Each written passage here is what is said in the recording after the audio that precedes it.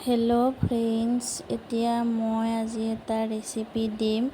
মাছৰ মূৰ আৰু তিতা কেৰেলা আলু ভাজি বনাম আৰু ইভাগে বনাম কণী বইল হ'ব দিছোঁ। কণী ধুনীয়াকৈ এখন চব্জি বনাম, আপোনালোকক মই দেখুৱাই থাকিম। এতিয়া তিতা কেৰেলা আৰু আলু মাছৰ মূৰৰ সৈতে ভাজি এখন বনাম আৰু এইভাগে চাওক, মই কণী বইল হ'ব দিছোঁ, আপোনালোকক মই দেখুৱাই থাকিম।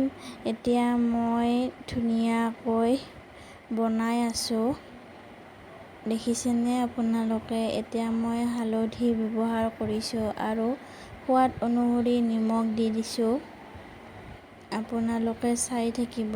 আৰু এতিয়া মই ঢাকন দি থ'ম আৰু ইভাগে মোক দেখিছেনে পানী আৰু বিস্কুট খাই আছোঁ মই, আপোনালোকে চাই থাকক। মই খাই আছোঁ আৰু ইভাগে মই এতিয়া পানী খাম, পানী খালোঁ। আপোনালোকেও খাই যদি আহক বিস্কুট।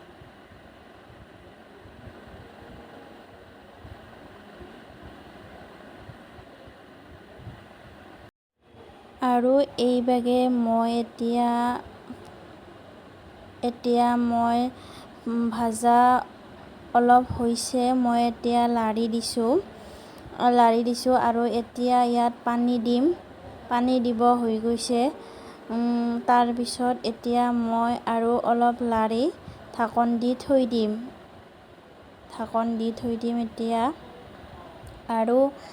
আৰু এইভাগে মই মছলা দিছোঁ। মছলাত আছে বিলাহী, পিঁয়াজ, আদা, নহৰু আৰু জালুক দিছোঁ। এইখিনি মছলা দি এতিয়া মই অলপ লাৰি দিম আৰু তাৰপাছত এতিয়া মই ঢাকন দি থৈ দিম আৰু এইভাগে কেৰাহী বহাই দিছোঁ। ইয়াত মই তেল দিম আৰু ইয়াত কণী বহাই দিম, দেখিছেনে। কণী বহাই দিছোঁ আৰু এতিয়া লাৰিম। এতিয়া কণীবিলাক লাৰি দিব লাগিব। তাৰপিছত এতিয়া মই মছলাবিলাক এড কৰি দিম আৰু আলুখিনি দি দিলোঁ। এতিয়া মই মছলাখিনি দিম, যিহেতু মই কণী, আলু আৰু মছলাৰ এখন চব্জি বনাম। এইখিনি ভালদৰে লাৰি দিব লাগিব আৰু চাওকচোন, এইভাগে মই এইখনো বনাই আছোঁ ভাজিখন।